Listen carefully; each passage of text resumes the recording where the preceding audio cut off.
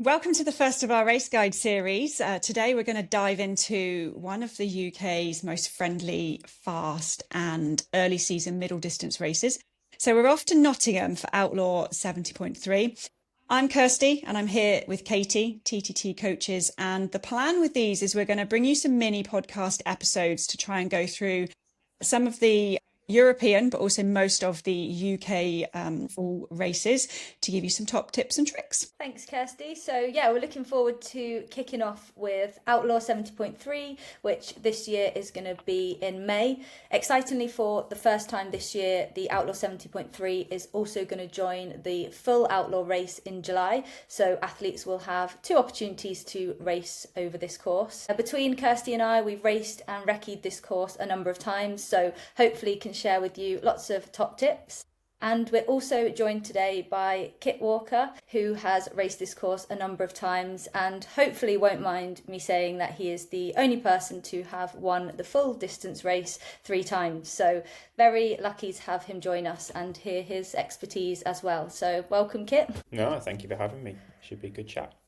And I guess we're going to talk about what to do on race day, but I think you've got a bit of a story of what not to do on race day. So why don't we kick this off with kind of the worst mistake you've ever made at Outlaw? For me, the worst mistake I ever made at Outlaw was, it was Kirsty and myself. It was both of us, but it was my phone was getting a bit old and wasn't charging properly. And then when I plugged it in to charge on the night before the race and had my alarm set on it, the alarm never went off. And ironically, it was one of those nights before a race where I must have slept quite well. And then I woke up hearing cars leaving the car park of the hotel we were staying at. And then when I rolled over and tapped my phone screen, my phone was turned off. And then when I worked out and saw my watch and checked the time, I think it was something like 6:10 and my swim wave or my swim start was 6, and I was already 10 minutes late and still in bed. So I missed the start of the race completely that morning. Kirsty's start was about half an hour after mine, I think it was about 6:30. So we, in an absolute mad panic, got in the car,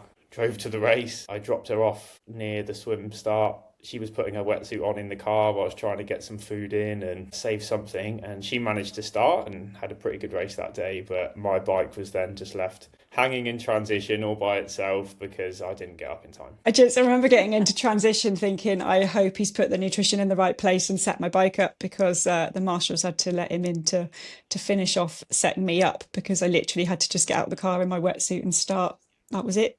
And you had a great race in the end, didn't you? Yeah, Kit did actually say to our friends supporting at the time, this is either going to be the best race of her life or she's going to get out of the swim and say, no, I can't do this. It was too much of a chaotic start. But it worked out to be one of my best races to date. So maybe that's the way forward. So funny stories aside, I reckon just start with, before we break down swim, bike and run, what advice you've got in terms of like the day before, transition, setup, racking bike. Is there anything about the logistics of the race that anybody can kind of share some tips and tricks on? Yeah, I think it's a really nice race for that. It's really simple. It's one car park, it's one transition, everything's at home Pierre Point. Registration, everything like that is really easy. So I think that makes it a really nice weekend experience. Just making sure you give yourself plenty of time on the Saturday, really, just time to go and register, stick all your stickers on your bike and get it into transition. Any queues or any bike dramas or anything like that you might have last minute, make sure you're not rushing too much. But I think if you've done an event of this size and scale before, it will all be pretty straightforward. There's nothing that's there to catch you out. You can have a good look at transition, have a good look at the lake and the swim venue, and start to get familiar with the layout. And Outlaw's a really friendly event, isn't it? Do they still do camping for families? They used to offer camping for families the night before, but I remember last year there was just such a good buzz in the morning, lots of families, lots of supporters around. Like you said, Kit, it's a really accessible site, so it's always got a nice feeling in the morning. And you can see who's in your wave because they give you swim colour hats, so you can kind of start spotting who you're going to be walking down to the lake with, and that's really nice because you kind of end up in groups with similar people and get chatting, so it's always a nice buzz on the day at Outlaw. Yeah, definitely. And I think the biggest thing with racing in the UK at any time, but racing in the UK early in the year like this in May is just be prepared for like every weather situation. It could be beautiful, it could be warm, it could be relatively sunny, it could be windy, it could be wet. Like it's the UK in May. So I think just being prepared on race morning with options for, even regardless if the weather forecast says it's going to be good or not, like have options, layers, have things to keep you warm the day before, have snacks on hand, have things to keep you warm on race morning, that kind of thing, because it is an early start. Yeah, first athletes get into the lake at 6 a.m, don't they? So shall we kick off and chat through the swim course? Yeah, I think this is where a lot of nerves kick in. We hear this a lot from athletes, water temperatures, open water swim anxiety. The most obvious thing for me to bring to the table here is the pontoon start.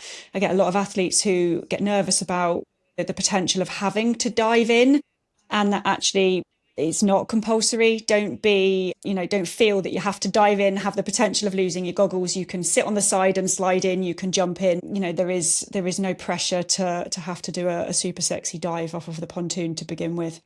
So don't let that pressurize you. What advice would you give Kit over the actual swim course, sighting, open water anxiety, anything that you can bring here? I think Katy will show us the swim course in a minute, but it's a very simple course. It's a rectangle, isn't it, effectively, with a long side and a short side. So you go off the pontoon to start, you swim straight up the lake, you make 2 right-hand turns and you swim back down the lake, and then you exit on your left. Yeah, there we go. And you swim further up than you do back, as you can see there. The only thing I've experienced from these early starts at Outlaw is you are generally swimming into the rising sun. So if it is a really clear morning, having dark goggles can be really beneficial. Having said that, if it is a typical British morning, then you don't have to worry about that because the sun will be nowhere to be seen. But it can make the glare off the water can then make sighting quite difficult. But the beauty of swimming up the rowing lake is they've got lots of little smaller buoys in between the bigger buoys. So as long as you're sighting relatively regularly, you shouldn't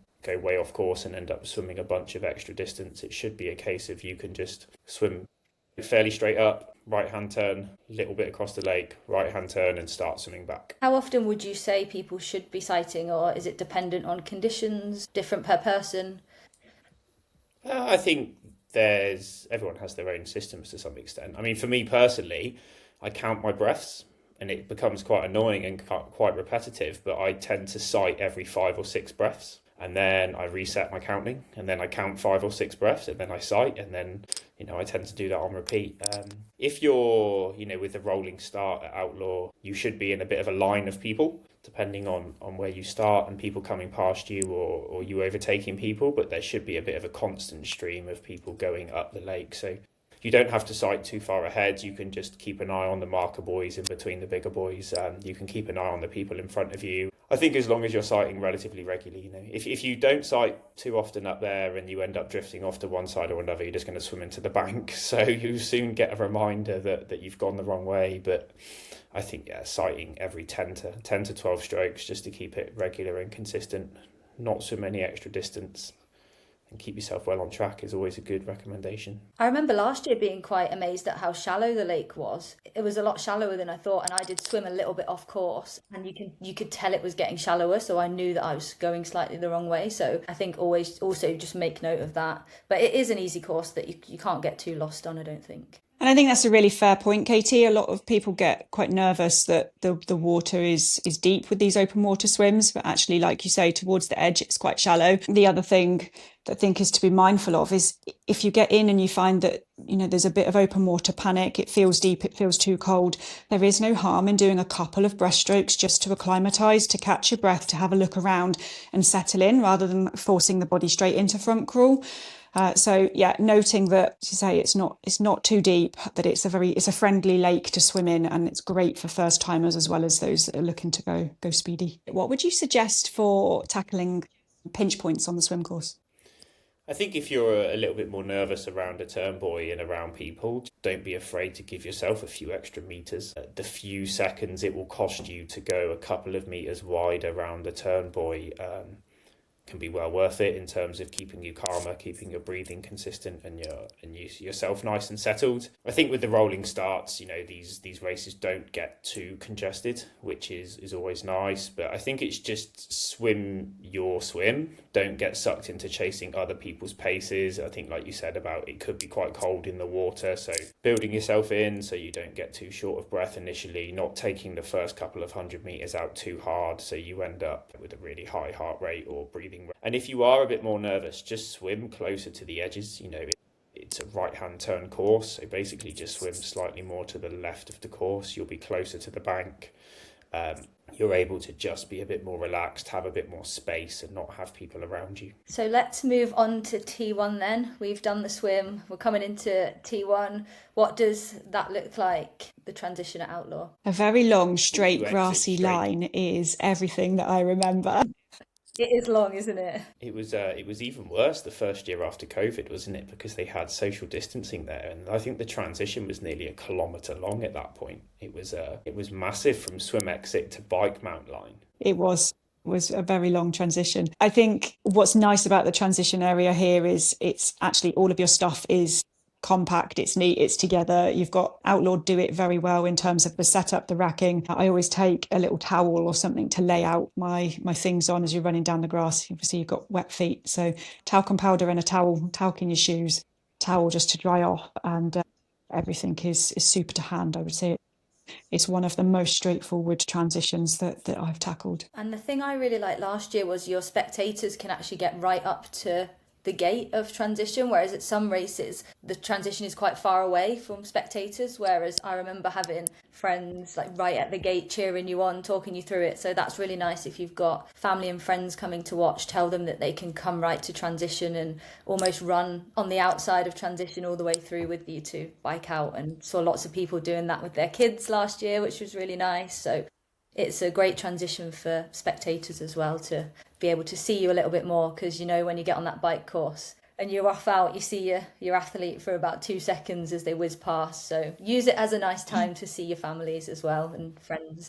Absolutely. And I would say along with that, like don't rush it. The race isn't going to be won or lost with a few seconds extra in transition. Like if you're new to this, take your time, dress from head to toe or toe to head, whichever way you want to do it, and just make sure you've got everything organised. The one advice I would give, or one piece of advice I'd give, is to take any ambiguity out of like decision making. Sometimes you see people like throw in all sorts of stuff out of a bag because they've packed every layer going and leave too many decisions to make in T1. You're going to know roughly what the weather, the wind and everything's doing the day before. So pack accordingly. Don't leave yourself too many decisions to make when your heart rate's high, you're running out of the swim and it's going to be a rushed situation, so that you know exactly what you're going to do in your plan of attack. And it might be a little bit different for everyone, but I always have a bit of nutrition in as well, especially because the Outlaw transition is quite long. When I get in there, I just have a little something before I get on my bike, so then I know that when I'm going out on the bike course, I've had that first little bit of fuel. Because sometimes when you get on the bike and you're all excited, people often forget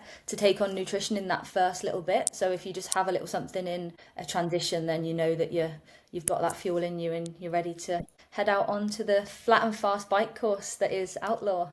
Absolutely. And I think sometimes you see people swilling their mouth with Coke or just having some fluids in T1 as well, especially if you're prone to drinking the water, just to try and rinse the mouth so you don't feel like you're carrying that taste out on the bike with you. But we'll move on to the bike. If you want to share the bike course, then Katy and Kit, what would you say your top 3 things are, or what would be your top advice for tackling this bike course? I think the Nottingham bike course, I'd almost describe it as on typically British roads. You do your lap of the lake, you come out onto the road, the first section's really nice and fast. You then drop into the little village, climb up over the top and come down to the other side to a bigger roundabout. And it takes you out onto these Nottingham countryside roads. Something I remember, and I haven't done an Outlaw event for a couple of years, but I'm sure, Katy, you can say from last year, is they spray paint the potholes really, really well.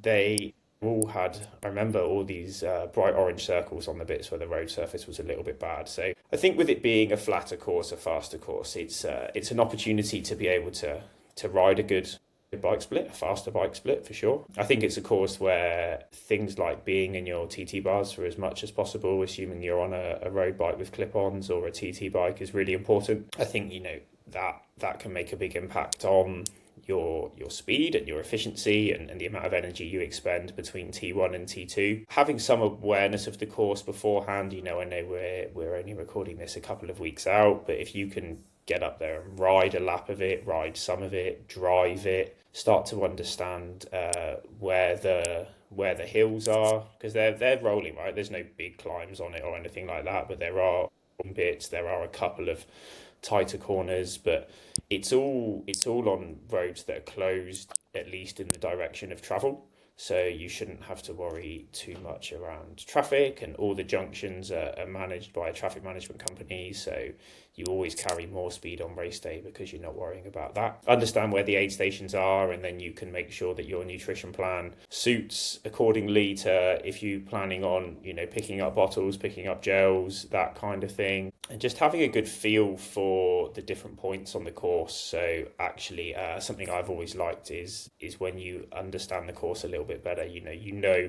I'm at this point, that means I've only got so far to go. So actually, what does halfway look like on the course? How are you expecting to feel around halfway, and being able to correlate that back to points on the course, I think is always good for motivation and making you feel like you're making good progress. Katy, you've recently led a recce for some of the athletes up there, and I just want to debunk something that we see time and time again on so many Facebook groups, WhatsApp groups, is that people are really nervous of the last stretch that takes you down a bit of a gravelly track. What's your experience of that? Like, is it as bad as everybody kind of says that it is?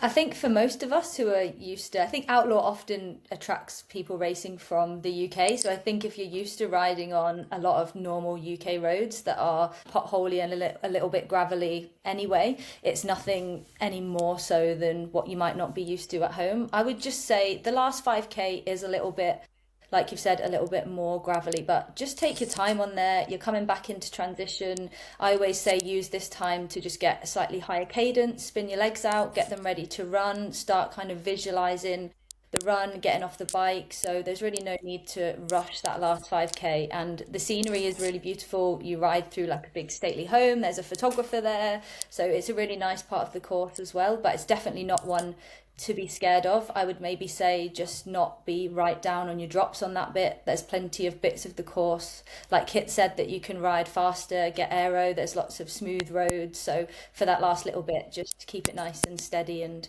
start thinking about the run and getting into T2 safely. And best aero position and smile for in front of the house, because like you say, there's a photographer there, and some brilliant race photos from that point of the bike course. So Kit, can you talk about wind with us then? So, how exposed is the course? What do athletes need to be mindful of in terms of conditions and weather? Yeah, I mean, like we said, in May you could get anything, couldn't you? But it's got areas where it is more exposed, and there's areas where it's a bit you've got like hedgerows up each side of the road. So if it is a windier day, just be aware of the direction the wind's coming from.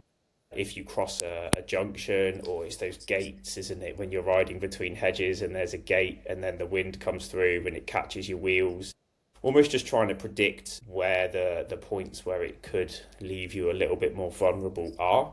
Then in terms, there will be sections where it could be headwinded and could be tailwinded. So just being sensible with your energy usage as well. If you are traveling a little bit faster with a tailwind, make sure you are holding a good aero position, but then use that as an opportunity to potentially back off the power or the effort a little bit and capitalise on the higher speeds, and then save that for the inevitable point when you're going to be pedalling back into that wind. But I think it's just trying to be aware of the points where wind could catch you out, which is typically where there's a bit of exposure.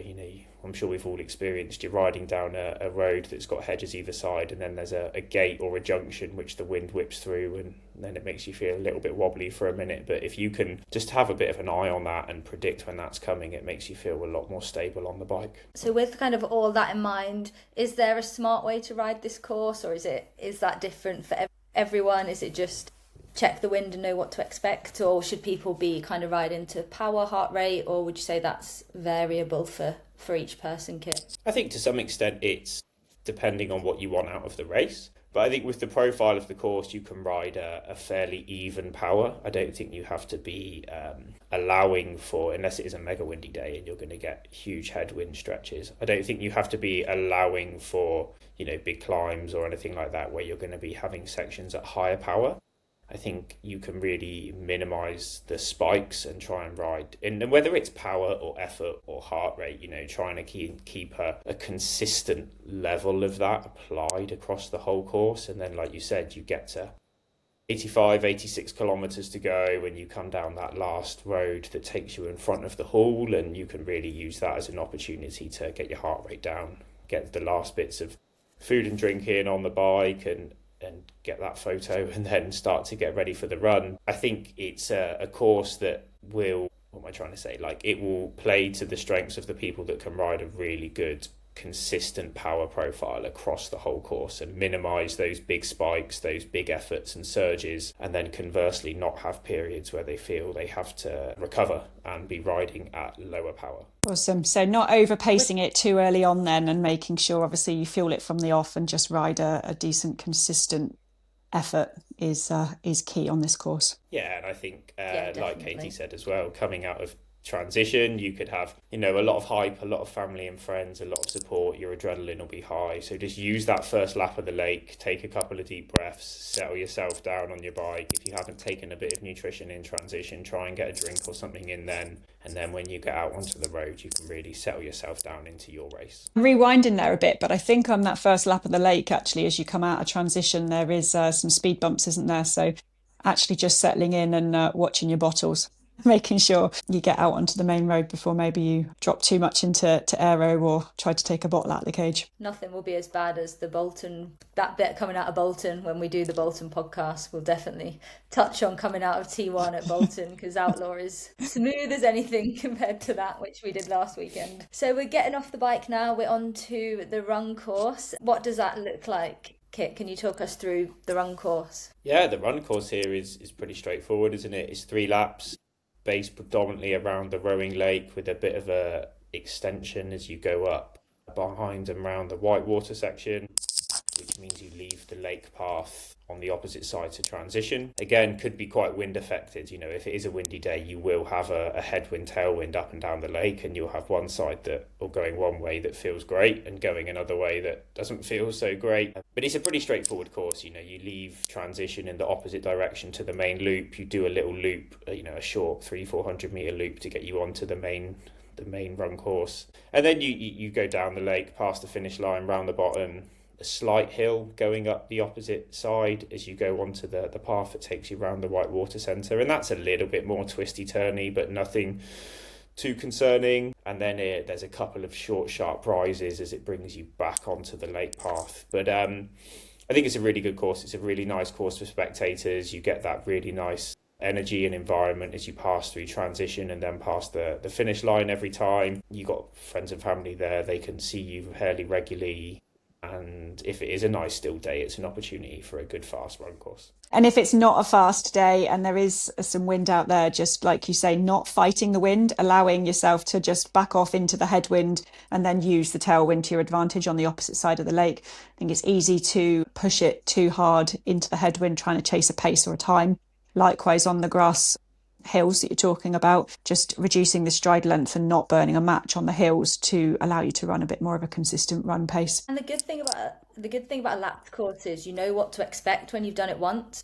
So when you've done that lap once, you'll know how it feels, where the headwind sections are, where the tailwind sections are. So you know what to expect then, and you can feel better prepared going into laps 2 and 3 rather than a big loop where it can kind of feel different every 5k. This one you can really assess how you're feeling on each lap, make sure you've got a nutrition plan for each lap, check in with yourself, are you fueling well, check how you're feeling every lap. And I think mentally, I love a lapped course, everyone's different, but I love a lapped course because mentally I like to be able to chip away at it. Like you said, Kit, you run past the finish line twice, you can really build the atmosphere before then it's going to be your turn to run over the orange carpet at Outlaw, and I really like that. So I guess, are there any challenges with lapped courses though, do you think? I love them, but you guys might think different. I think a lapped course gives you a chance to be consistent with your pacing, like you said, but most importantly, every time I haven't run a lapped course, I think you get to a part, like a desolate part of the course where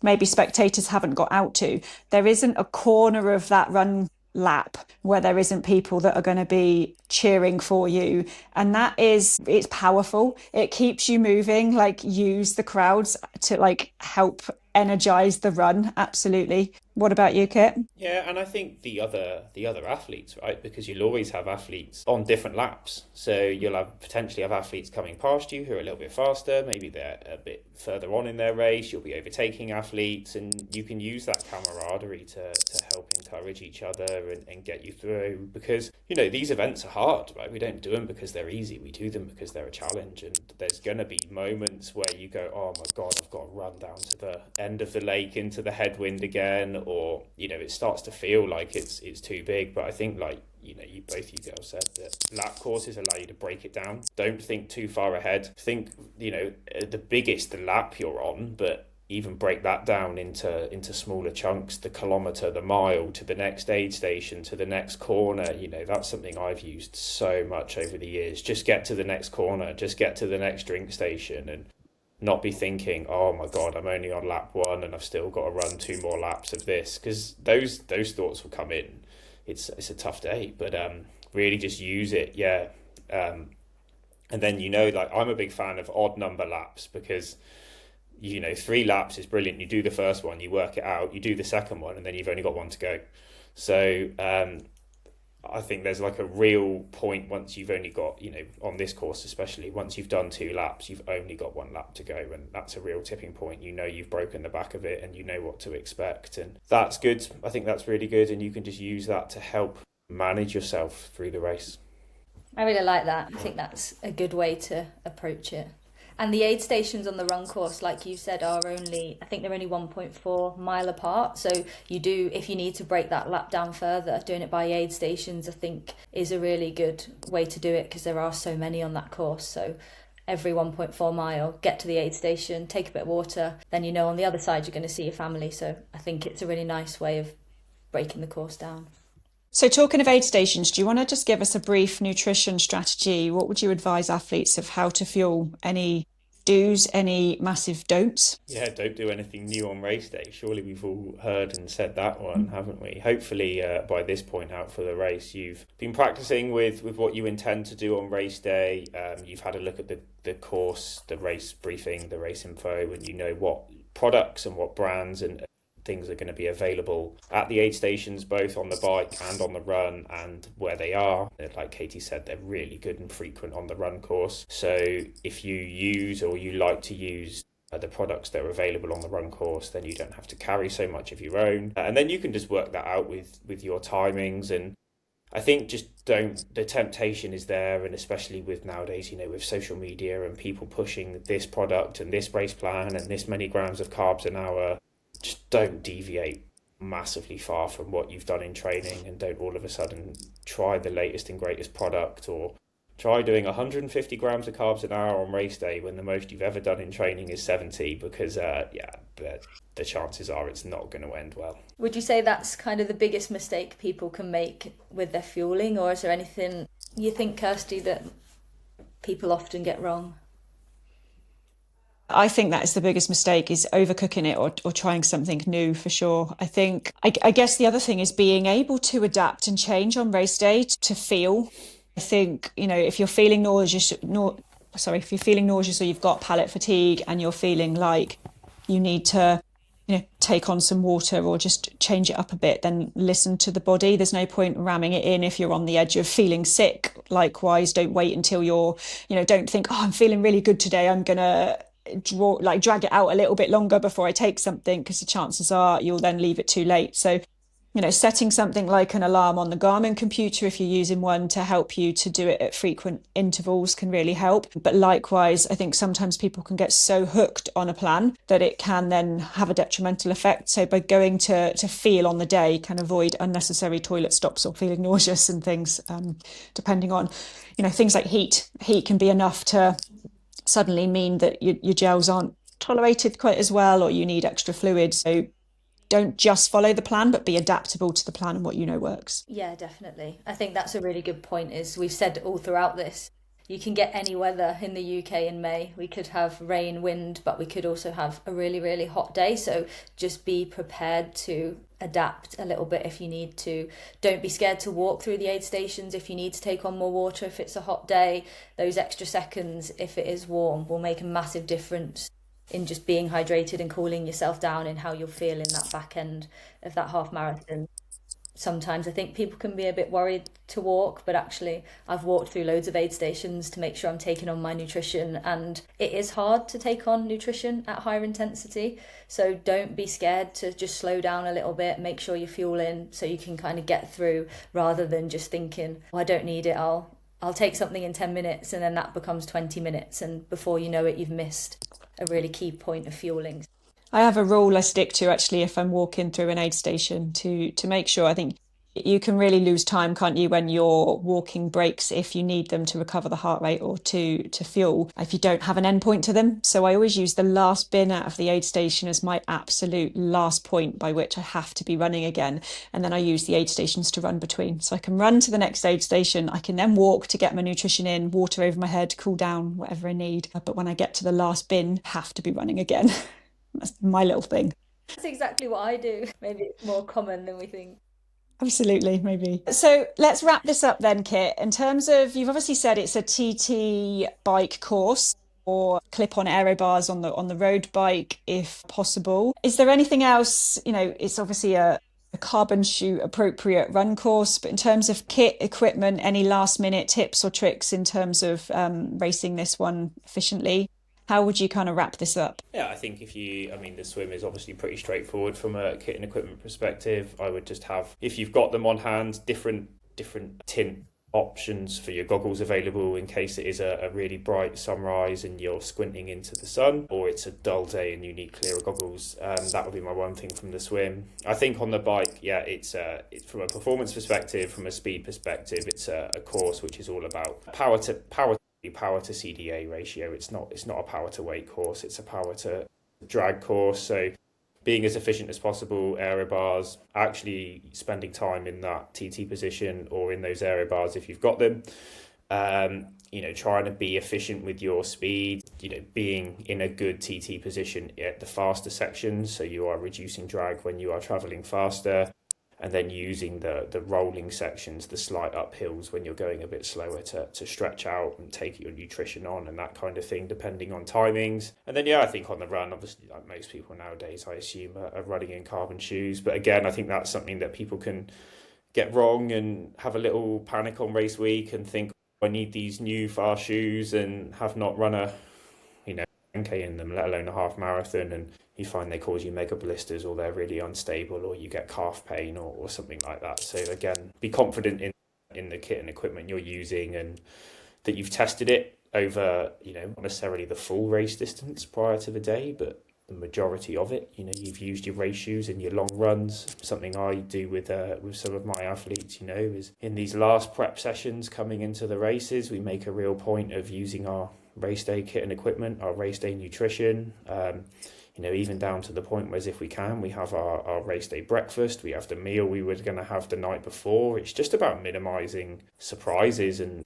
getting rid of the variables that could go wrong. Control the controllables, it's that old saying, isn't it, of control the things that you can control, and generally during the racing, that's pacing, nutrition and hydration. Those are the three biggest things you have control over. You can't control your competitors, you can't control the weather. You can be prepared for them, but you can't control them. So if you had one key takeaway, is that what it would be from this podcast? Pace yourself, keep fueling, keep drinking, and have a good day. Have a good day. Smile when the camera's out. Yeah, and I think embrace the hard parts, right? I think that's something that over the years, that be prepared for it to be hard. Like I said before, it's not easy. I think people assume maybe, and I've been so guilty of this myself in the past, that, I'm going to run this pace or I'm going to ride at this power and it's going to feel good. Like, there's a good chance at some point during that day it is not going to feel good.